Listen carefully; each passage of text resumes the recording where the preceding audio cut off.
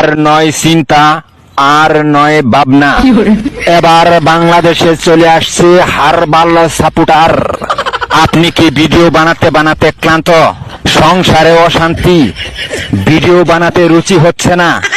আপনার ভিডিও কি কখনোই ফরিতে যায় নাই? আপনার আইডি কি দিন দিন কঙ্কাল হয়ে যাচ্ছে? আপনার কি ঘন ঘন হয়?